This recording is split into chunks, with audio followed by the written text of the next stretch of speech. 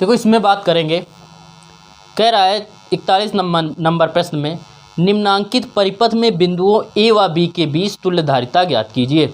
यदि ए व बी के बीच 100 वोल्ट का विभवांतर स्थापित करें तो ए के निकटतम संधारित्र पर कितना आवेश होगा। ए के निकटतम मतलब इसमें कितना आवेश होगा। तो सबसे पहले तो बात करते हैं तुल्यधारिता निकालते हैं। तो इनको हम कोड कर देते हैं, नाम दे देते हैं। इसको दे दिया 1 2 3 4 5 6 7 और ये 8, ये 9। इन संधारित्रों के नाम दे दीजिए। अब हम पीछे से सॉल्व करना चालू करते हैं। देखो यहाँ से अगर आवेश दिया जाएगा तो इधर अलग चला जाएगा, इधर अलग हो जाएगा। इधर जो आवेश जाएगा इन तीनों में सेम होगा। तो संधारित्र 3 4 और 5 किस में होंगे, श्रेणी क्रम में। आवेश समान मतलब श्रेणी क्रम में। तो ये तीनों किस में, श्रेणी क्रम में। तो क्या निकालेंगे, संधारित्र 3, 4 व 5 की तुल्यधारिता, इनकी जब आप निकालेंगे तुल्यधारिता तो इनकी तुल्यधारिता क्या होगी, C बराबर संधारित्र श्रेणी क्रम में तो 1/C बराबर होता है 1/C1। तो इसका नाम दे दो C1। तो 1/C1, C1 की जगह 3 प्लस दूसरा जो दे रहा है वो कितना दे रहा है, वो भी 3 और तीसरे की भी कितनी दे रहा है 3। तो 1/3 प्लस 1/3 प्लस 1/3। ये नाम है 3 4 5, लेकिन इनकी धारिताएँ क्या है 3 3 3। अब ये 1/C1 जो आएगा 1/C1 वो आ जाएगा, तीनों को जोड़ेंगे 3/3 के, 3 से 3 कैंसिल कर दिया, 1 आया। तो C1 का जो मान आएगा, C1 का 1 में गुणा करेंगे C1, ये बचेगा 1। तो 1 माइक्रोफैरड आ गया। ये इसका मान कितना हो गया, 1 माइक्रोफैरड। इन तीनों को मिला के अब क्या किया गया, 1 बनाया गया। इन तीनों को मिला के 1 बनाया जाए तो जो उसकी धारिता कितनी आएगी, 1 आएगी। अब यदि देखें कि ये जो आया आपका, जिसका नाम आपने C1 दिया है, वो और ये किस में दिख रहा है, समांतर में। यहाँ से आवेश गया दोनों में अलग अलग, तो ये दोनों किस में है, समांतर क्रम में। तो निकालेंगे C1 व संधारित्र 6 की तुल्यधारिता। तो C1 व संधारित्र 6 की तुल्यधारिता, इनकी तुल्यधारिता निकालेंगे। इसकी जब तुल्यधारिता निकालेंगे तो इसे समांधारित्र की तुल्यधारिता निकालेंगे तो आपकी क्या आएगी, इसकी तुल्यधारिता। तो समांतर क्रम का फार्मूला होता है C बराबर C1 प्लस C2। इसको C2 मान लो, ये दे रहा है 2 और ये दे रहा है 1, तो 2 + 1 बराबर आ जाएगा 3 माइक्रोफैरड। यह आ गया। मतलब इसको और इसको मिला के इतने पूरे को हम मिला दें इसी में, तो इसका जो मान आएगा वो कितना आएगा, 3, और ये आ गया C2 3 माइक्रोफैरड। अब यदि देखें तो ये वाला संधारित्र 2, ये C2 और संधारित्र 3 किस में दिख रहा है, श्रेणी क्रम में दिख रहा है। यहाँ से आवेश गया इन तीनों में सेम होगा, तो ये तीनों किस में है, श्रेणी क्रम में। तो निकालेंगे संधारित्र 2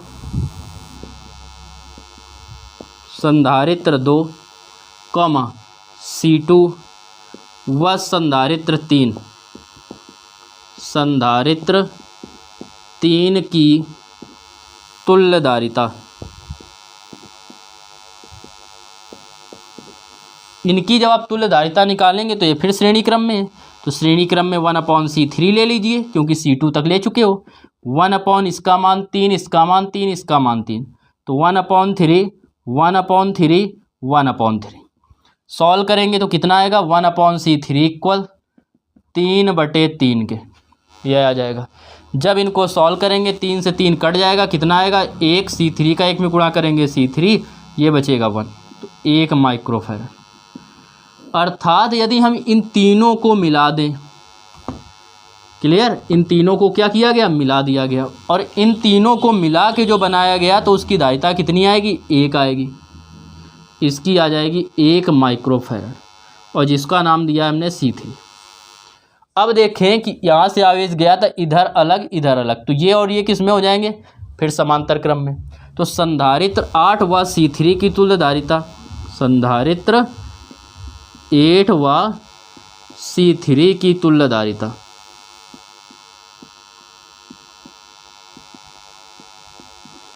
संधारित्र 8 व C3 की तुल्यधारिता निकालेंगे।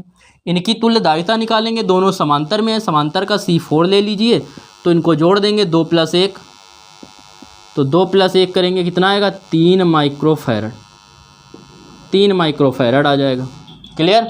इसके बाद क्या करेंगे, अब इनको भी मिला दिया गया, इसको इसमें, इसको भी किस में मर्ज कर दिया गया, इसी में मिला दिया गया, और जिसका नाम तो हमने C4 दिया है, और इसकी जो धारिता है वो कितनी आई है 3, या ये 3। अब इसका मान भी 3 आ गया। अब देखिए यहाँ से आवेश गया, इनमें सेम था, सेम होगा आवेश, तो जब सेम आवेश है तो क्या होगा, ये श्रेणी क्रम में होंगे। तो परिपथ की तुल्यधारिता या बिंदु ए व बी के बीच तुल्यधारिता, बिंदुओं ए व बी के बीच तुल्यधारिता, यह है श्रेणी क्रम में। और श्रेणी क्रम की जो तुल्यधारिता का फार्मूला होगा वो होगा 1/c बराबर 1/c1 + 1/c2 + 1/c3। तो तीनों कितने दे रहे हैं 3 3 3, तो 1/3 + 1/3 + 1/3। तो 1/c बराबर कितना हो जाएगा 3/3, 3 से 3 को क्रॉस करेंगे 1, तो c बराबर कितना आएगा 1 माइक्रोफैरड।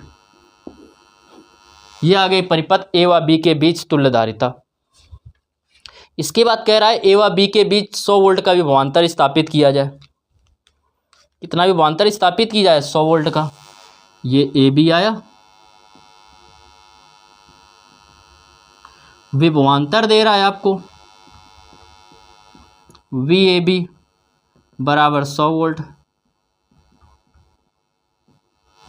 कह रहा है संधारित्र के सबसे निकटतम बिंदु ए के सबसे निकटतम संधारित्र पर आवेश ज्ञात कीजिए। तो यहाँ से जो आवेश जाएगा क्यू वो क्या होगा V A B into C A B. तो निकालेंगे संधारित्र के सबसे निकटतम बिंदु ए के सबसे निकटतम संधारित्र पर आवेश, बिंदु ए के सबसे निकटतम बिंदु पर आवेश Q बराबर क्या होता है C इंटू ए। तो क्या होगा C A B into V A B.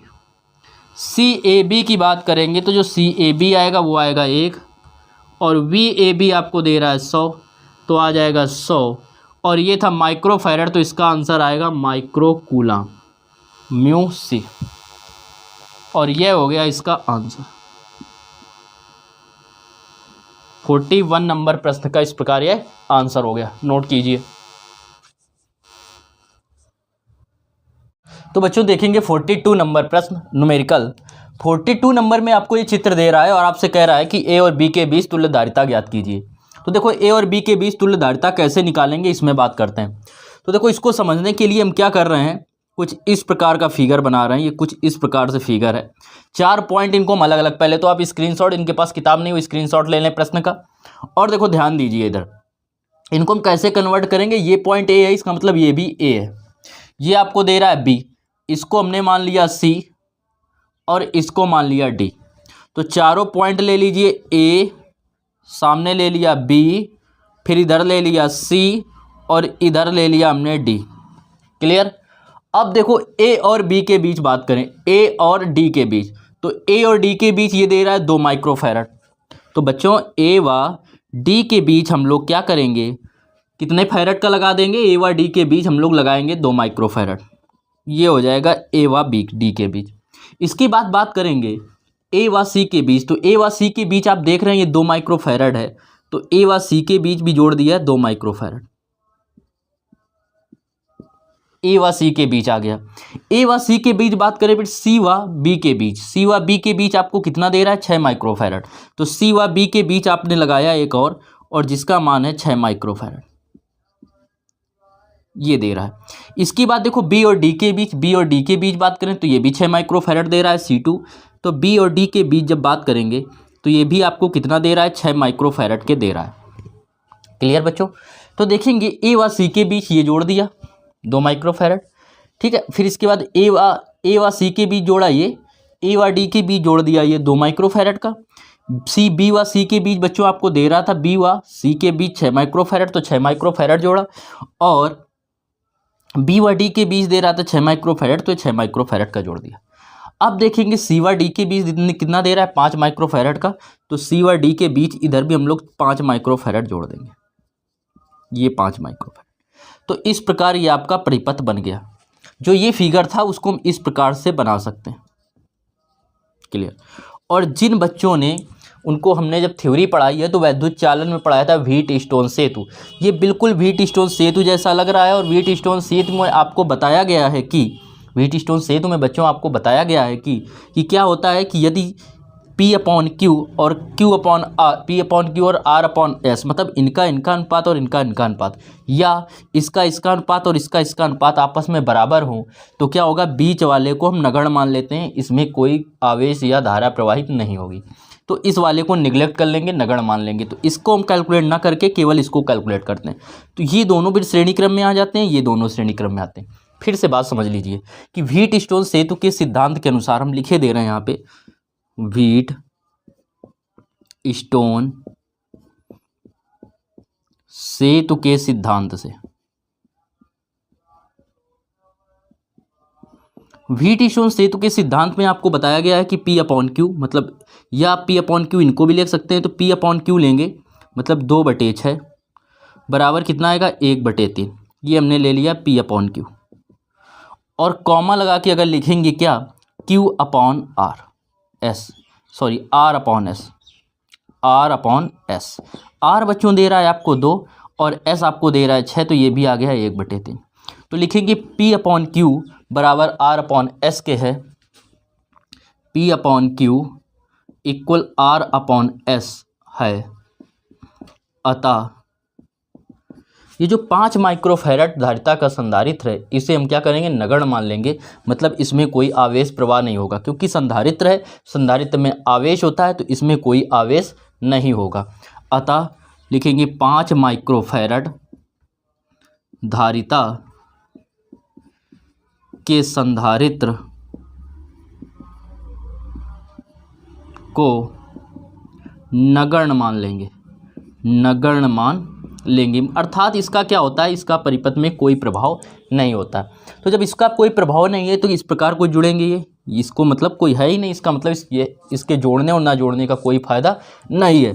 अब देखो यहाँ से, देखिए यहाँ से आवेश गया, इन दोनों में सेम होगा, तो इन दोनों में सेम होगा, तो धारिता जो होगी कौन सी, AC और CB, AC और CB किस में होंगे, श्रेणी क्रम में होंगे। तो लिखेंगे अतः संधारित्र या धारिता AC,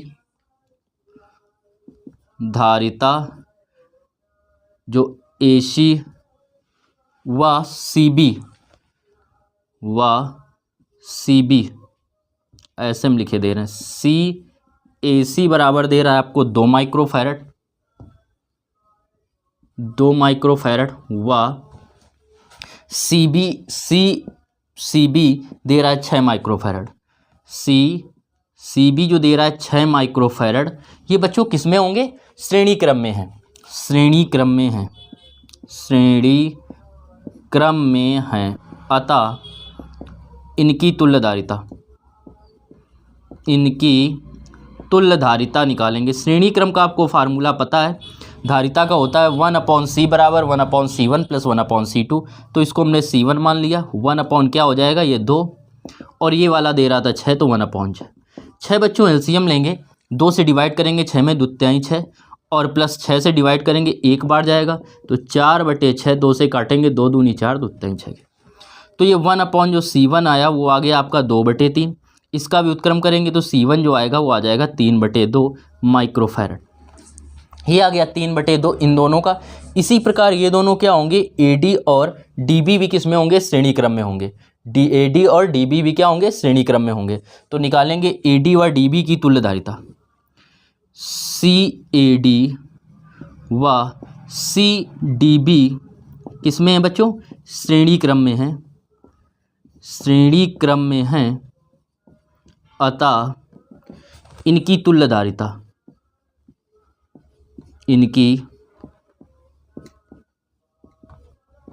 तुल्य धारिता ये जब श्रेणी क्रम में है तो इनकी तुल्य धारिता आप निकालेंगे तो इनकी तुल्य धारिता बच्चों क्या आएगी, सेम यही आ जाएगी 1/C2 बराबर क्या होगा 1/2 + 1/6 इक्वल 6 एलसीएम लेंगे, 2 से डिवाइड करेंगे 3 बार, 3 का 1 में गुणा करेंगे 3 आएगा, 6 से डिवाइड करेंगे 1 बार 4/6 आया, 2 से काटेंगे 2 दूनी 4 2 3 6।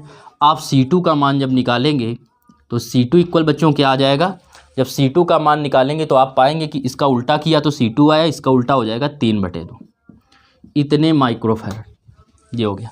अब देखिए ये जो है ये वाला यहाँ से आवेश गया, ध्यान समझना, यहाँ से आवेश गया और इन दोनों में सेम है आवेश, इन दोनों में सेम है आवेश, तो ये दोनों सॉरी यहाँ से गया तो 2 भागों में बट गया, इधर अलग इधर अलग, तो इनका जो परिणामी होगा और इनका परिणामी वो किस में होंगे, समांतर क्रम में। तो इनका परिणामी आया था आपका C1 और इसका परिणामी आया C2, तो C1 व C2 किस में, समांतर क्रम में है। अतः परिपथ की तुल्य धारिता निकालेंगे, अतः परिपथ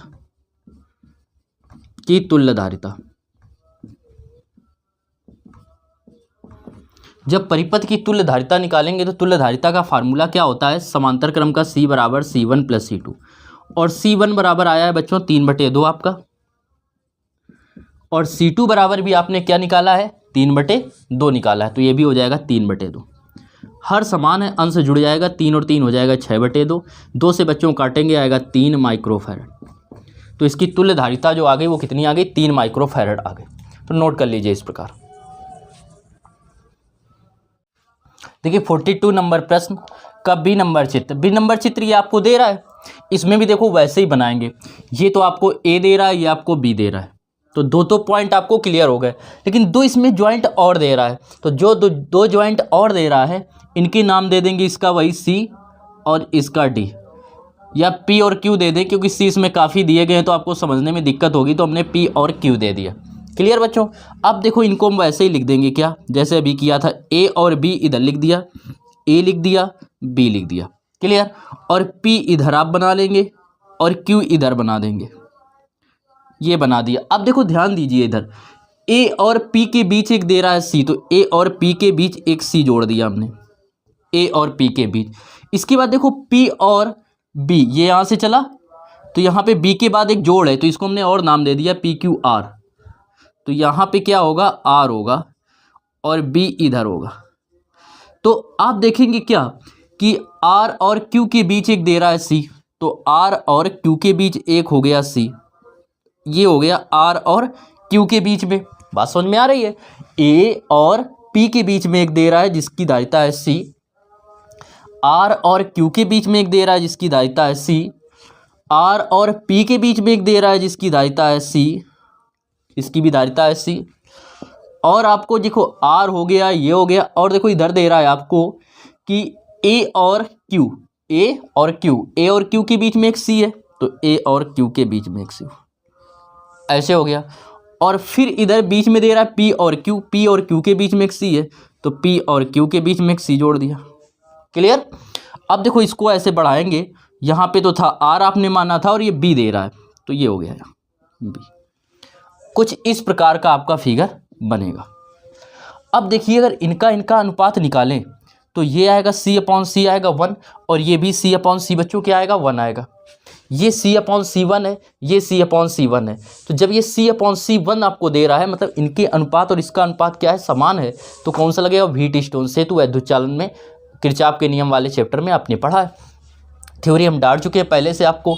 तो ठीक है बच्चों, तो अब देखो इसमें निकालेंगे तो यदि हम देखें कि इसका अनुपात किसका लिखेंगे, AC या CAP, CAP कितना दे रहा है, और अनुपात किसका निकालेंगे, PBC PB, ये बच्चों कितना दे रहा है, ये भी C दे रहा है और ये भी आपको C दे रहा है, तो ये कितना हो जाएगा 1। इसी प्रकार यदि बात करें आप, इधर हम लिख रहे हैं इसको CAP/CPB, PB, और इनका जो अनुपात आएगा C/C बराबर 1 के।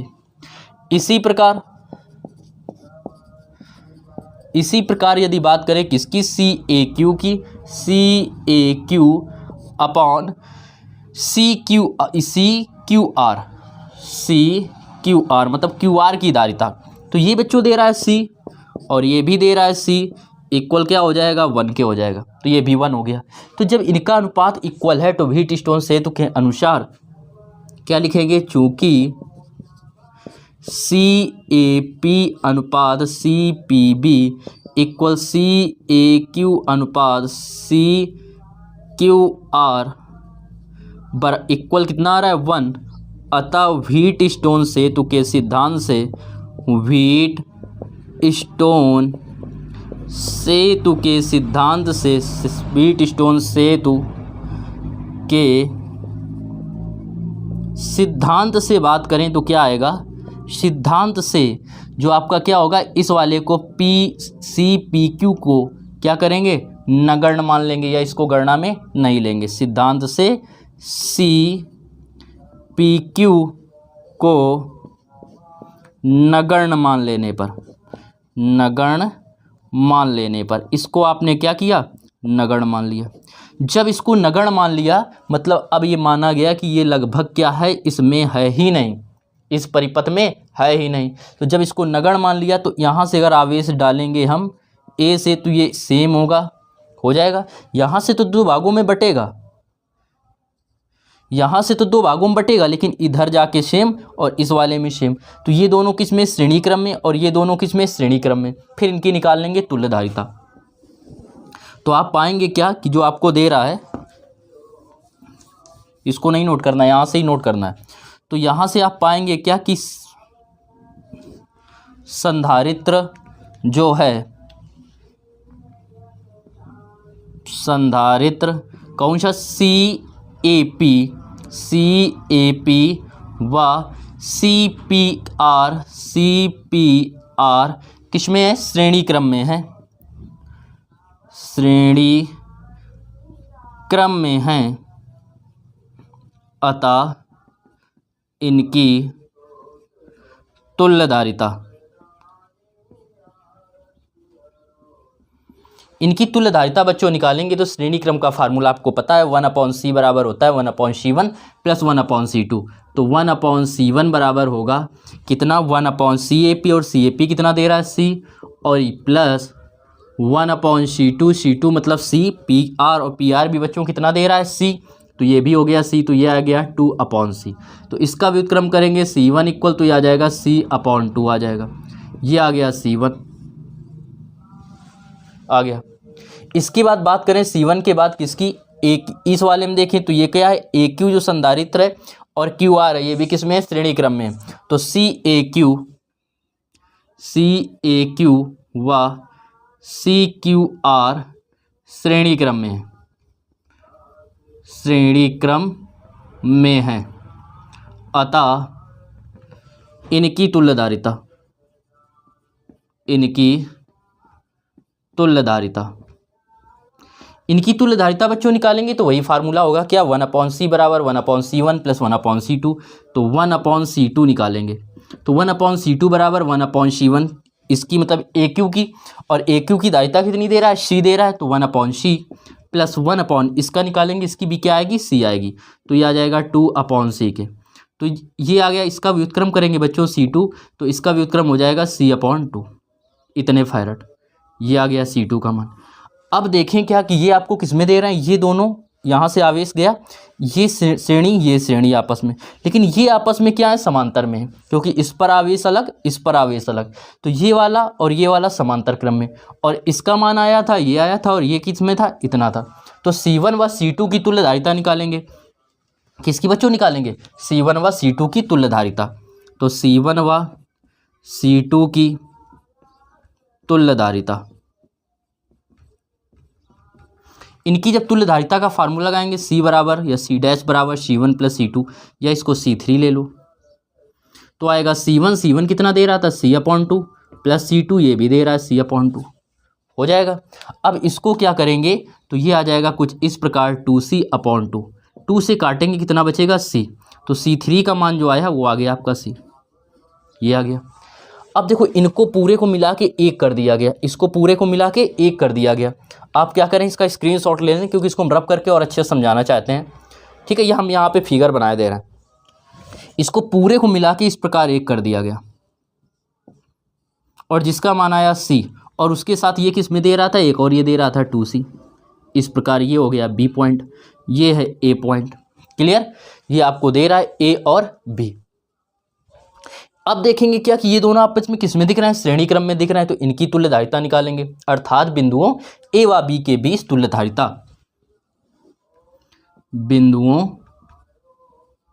A व B के बीच तुल्यधारिता, A व B के बीच तुल्यधारिता, ए व बी के बीच तुल्यधारिता निकालेंगे। तो ये श्रेणी क्रम में दिख रहा है, तो श्रेणी क्रम का फार्मूला क्या होता है, 1/c, तो c डैश ले लेंगे क्योंकि c पहले से दे रहा है 1/c और प्लस इसका मान दे रहा है 1/2c। एलसीएम बच्चों लेंगे, क्या मिलेगा, 2c एलसीएम मिलेगा। c इसमें है, 2 नहीं, ये 2 का इसमें गुणा होगा, प्लस 2c इसमें भी है, इसमें भी है, तो किसी गुणा नहीं होगा, ये 1 ऐसे ही रहेगा। 1/c डैश बराबर आएगा 3/2c। इसका व्युत्क्रम करेंगे c डैश, इसका व्युत्क्रम कर देंगे 2c/3। क्या हो जाएगा, 2c/3 हो जाएगा। और यही इसका क्या आ गया, परिणामी धारिता आ गई। यह हो गया आपका कौन सा, 42। नोट कीजिए।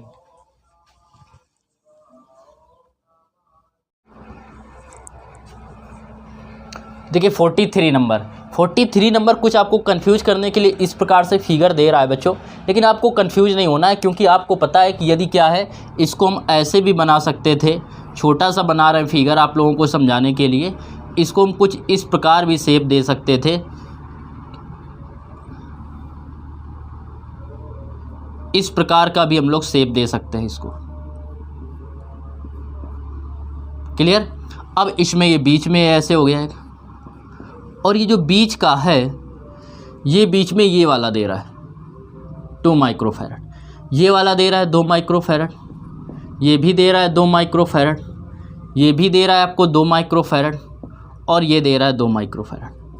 ये और ये फिगर दोनों का अर्थ जो है, मतलब वो दोनों सेम है। ये A पॉइंट है, ये B पॉइंट है। तो आप देखेंगे क्या लिखेंगे, व्हीटस्टोन सेतु के अनुसार ये जो बीच के जो मध्य का जो 2 माइक्रोफैरड की धारिता है, बीच वाली धारिता प्रभावहीन होगी। क्यों होगी, क्योंकि इनका अनुपात हम देख रहे हैं कितना आ रहा है, 1 आ रहा है, 2/2 कितना आएगा, 1 आएगा, और इधर इनका अनुपात सेम आ रहा है कि 2/2 कितना आएगा, 1 आएगा।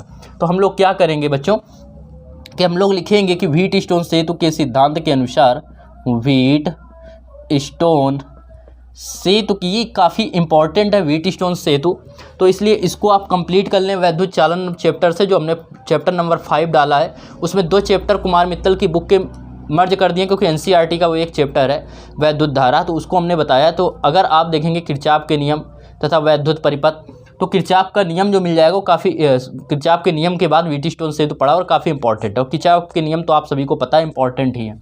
तो व्हीटस्टोन सेतु के सिद्धांत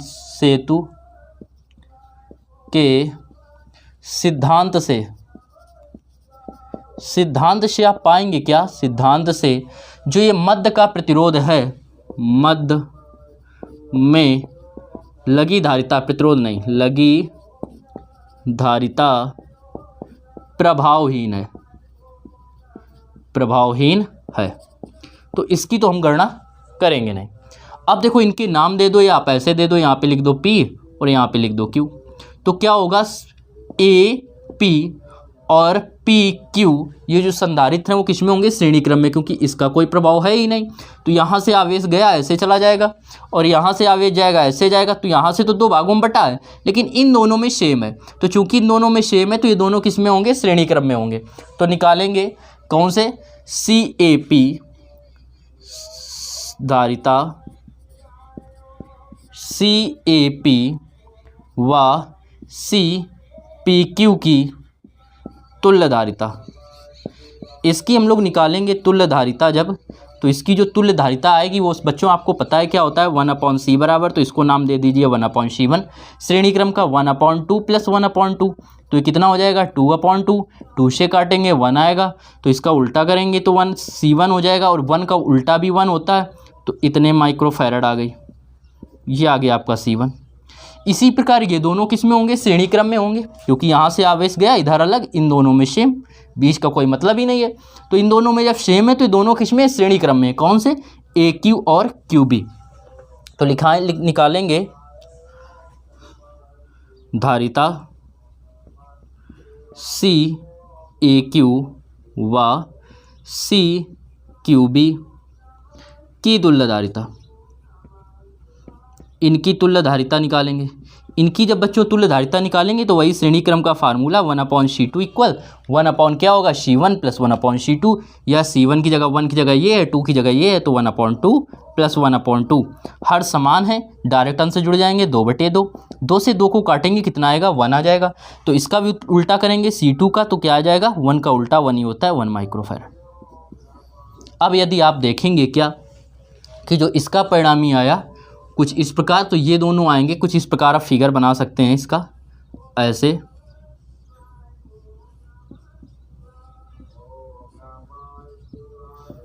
और ये जो आया है वो ये आपका आया है ये 1 माइक्रोफैरड ये वाला, और ये जो आया है ये भी आया है 1 माइक्रोफैरड ये वाला C2। अब देख रहे हैं कि यहाँ से आवेश गया इनमें अलग इनमें अलग, तो ये दोनों किसमें, समांतर क्रम में, क्योंकि इन दोनों को मिला के एक बनाया गया जिसकी धारिता कितनी आई है, 1 माइक्रोफैरड। इन दोनों को मिला के एक बनाया गया है जिनकी धारिता कितनी आई है, 1 माइक्रोफैरड। बीच वाला प्रभावहीन है, किसके अनुसार, व्हीटस्टोन सेतु के सिद्धांत के अनुसार। तो ये दोनों अब किस में होंगे, समांतर क्रम में होंगे। तो इनकी निकालेंगे तुल्य धारिता, या लिखेंगे बिंदु ए व बी के बीच। ये आपको बनाना नहीं, समझाने के लिए हमने बनाया है। तो निकालेंगे बिंदुओं ए व बी के बीच तुल्य धारिता, तुल्य धारिता जब बच्चों निकालेंगे C बराबर, तो समांतर क्रम का फार्मूला हम इधर लिखे दे रहे हैं। समांतर क्रम में होता है C बराबर C1 प्लस C2, और C1 आपका कितना आया था, 1 माइक्रोफैरड, C2 भी कितना आया था, 1 माइक्रोफैरड। तो ये हो जाएगा 1 + 1, और 1 कितना हो जाएगा, 2 माइक्रोफैरड, और यही इस प्रश्न का क्या हो जाएगा, आंसर हो जाएगा 2 माइक्रोफैरड। ये आ गया इसका आंसर, नोट कर लीजिए। देखिए 44 नंबर प्रश्न, 44 नंबर प्रश्न में आपको फिगर दे रहा है। इसको देखो, जब सॉल्व करेंगे तो यहाँ से बच्चों आवेश का प्रवाह करेंगे।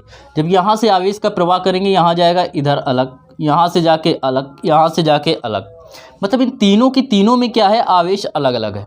जब इन तीनों में आवेश अलग है तो ये बच्चों तीनों काय में किस में होंगे, ये होंगे श्रेणी समांतर क्रम में। यहाँ से गया आवेश अलग, यहाँ से फिर जाएगा, यहाँ से 2 भागों में बटा, फिर इसके बाद यहाँ से भी 2 भागों में बटा।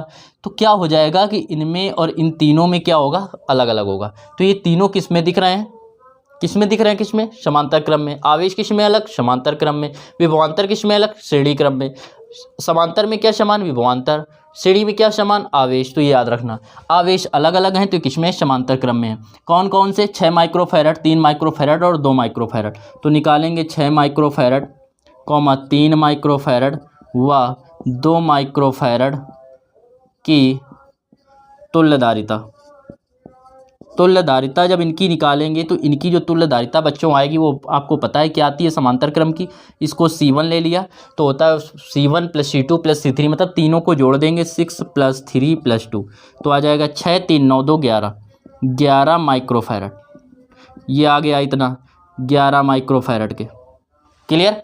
अब इसके बाद देखिए यहाँ से जब आवेश गया, इन तीनों को सबको मिला दिया गया, तो यहाँ से अलग है और इसमें अलग है। तो ये दोनों किस में दिख रहे हैं, ये दोनों किस में, ये भी दोनों आपस में किस में, समांतर क्रम में। देखो कुछ इस प्रकार बनेगा। अब जब इन तीनों को मर्ज कर दिया गया, मिला दिया गया, तो ये ऐसे बनेगा फिगर, ऐसे इधर अलग हो जाएगा और इधर अलग हो जाएगा, और ये आपके अलग दे रहा है और कुछ इस प्रकार का बन जाएगा। इधर ये आएगा, ये तो आपको इतना ही आया है 8, और ये जो आया 11, वो इन सबको मिला के क्या किया गया है, 1 बना दिया गया।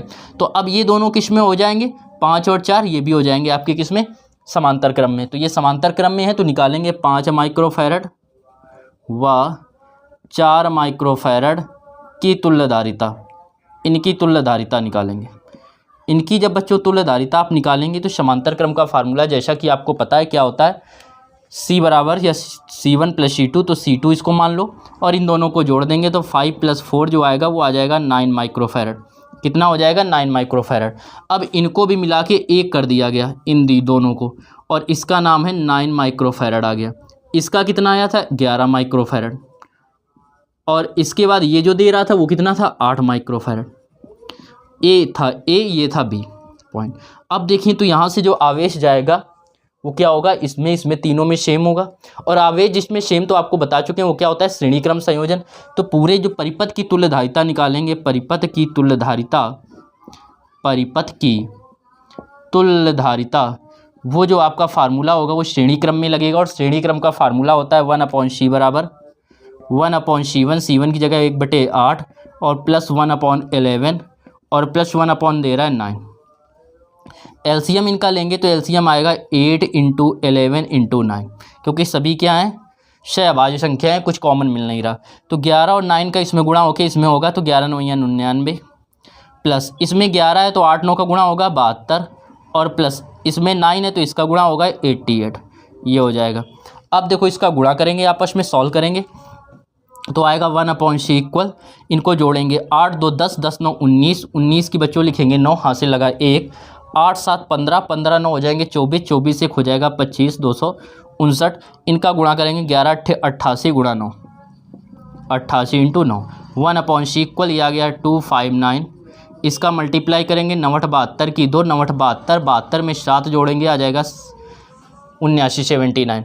अब देखो इसका उल्टा करेंगे तो क्या आएगा, व्युत्क्रम करेंगे तो c/1 आएगा और इसका उल्टा कर देंगे तो आएगा इक्वल में 792 अपॉन क्या आ जाएगा 259 259, इतने माइक्रोफैरड इसकी क्या आ जाएगी, तुल्यधारिता आ जाएगी इस प्रश्न की। यह इसका क्या हो जाएगा, आंसर हो जाएगा। अच्छा प्रश्न है, नोट कर लीजिए बच्चों।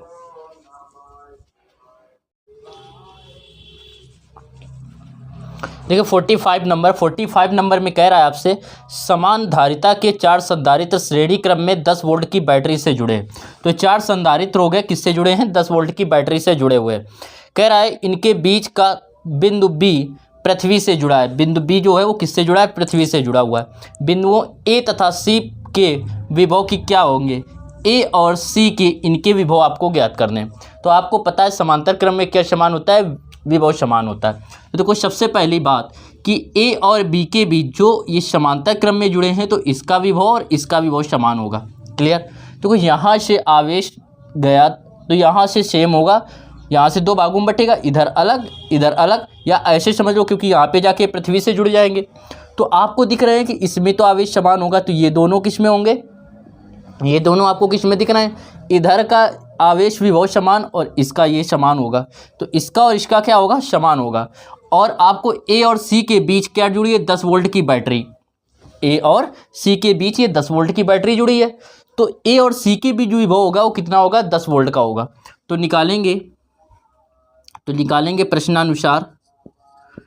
प्रश्नानुसार जो आपको VA माइनस VC भी VA प्लस VB होगा, VA प्लस VC, ए और सी के बीच वो टोटल विभव आपको कितना दे रहा है, 10 वोल्ट का दे रहा है। ये आपको प्रश्न में दे रहा है, तो ये इक्वेशन होगा ये फर्स्ट। अब ध्यान दीजिए यहाँ से इसका और इसका विभव और इसका क्या होगा, समान होगा। तो निकालेंगे VA, इनके बीच विभवांतर जो होगा VB, वो VB और माइनस VC ये क्या होंगे, इक्वल होंगे। Clear. VA minus VB minus की VC, और इनके बीच जो विभवांतर दे रहा है ए और सी के बीच विभव में अंतर, वो कितना दे रहा है, 10 वोल्ट का। यहाँ से समझना, ए और सी के बीच विभवांतर कितना दे रहा है, 10 वोल्ट। ए और सी के बीच कितनी बैटरी जुड़ी है, 10 वोल्ट की। तो ये क्या होगा, VA माइनस VC तो हो गया 10 वोल्ट। यहाँ से जब आप सॉल्व करेंगे VA, ये सी इस तरफ आएगा प्लस के VC इक्वल VB, ये VB इस तरफ जाएगा प्लस के VB हो जाएगा। तो ये हो गया VA plus VC equal to VB हो जाएगा बच्चों। और B किससे जुड़ा है, पृथ्वी से जुड़ा है, तो B का विभव कितना हो जाएगा, 0। तो VA प्लस VC इक्वल आ गया 0 के। समीकरण हो गया सेकंड, क्योंकि B किससे जुड़ा है, पृथ्वी से, और पृथ्वी से के जुड़े होने के कारण इस पर विभव क्या हो जाएगा, 0 हो जाएगा। अब समीकरण 1 व 2 को एक बार जोड़ दीजिए। क्या करेंगे, समीकरण 1 व 2 को जोड़ने पर, समीकरण 1 व 2 को जोड़ने पर इनको हम लोग ऐड करेंगे। जब समीकरण 1 व 2 को हम लोग ऐड करेंगे तो हम लोग क्या पाएंगे कि VA माइनस VC होगा 10 volt, VA minus VC equal होगा 10 वोल्ट के। और इधर देखेंगे VA प्लस VC बराबर होगा 0 के। VA प्लस VC इक्वल कितने के होगा, 0 के। इक्वेशन इनको जोड़ा, जब जोड़ेंगे तो आप पा रहे हैं क्या कि ये तो आपस में कैंसिल हो रहा है, प्लस माइनस है, ये ऐड हो जाएंगे तो ये आ जाएगा 2VA इक्वल 10 में 0 जोड़ेंगे आएगा 10, VA इक्वल जो आएगा 10 और 2 से भाग देंगे तो 2 पंचे 10, तो VA का मान बच्चों आ जाएगा 5 वोल्ट। अब इसका तो मान पता चल गया, अब निकालना किसका है, C का मान। तो इसका मान चाहे समीकरण 1 में रख दीजिए या समीकरण 2 में, आ जाएगा आपका आंसर। तो VA का मान समीकरण 2 में रखने पर, VA का मान समीकरण 2 में रखने पर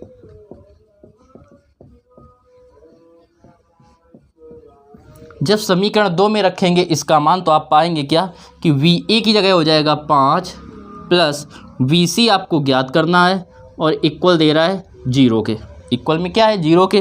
तो यहाँ से जब VC निकालेंगे तो ये 5 इस तरफ प्लस का इस तरफ जाएगा तो माइनस के 5 वोल्ट। तो जो C का होगा आप देख भी रहे हैं कि C का जो टर्मिनल निगेटिव टर्मिनल से जुड़ा है तो इसका आ जाएगा -5 वोल्ट। यह इसका आंसर हो गया 45 नंबर प्रश्न का। बच्चों इसको नोट कर लीजिए।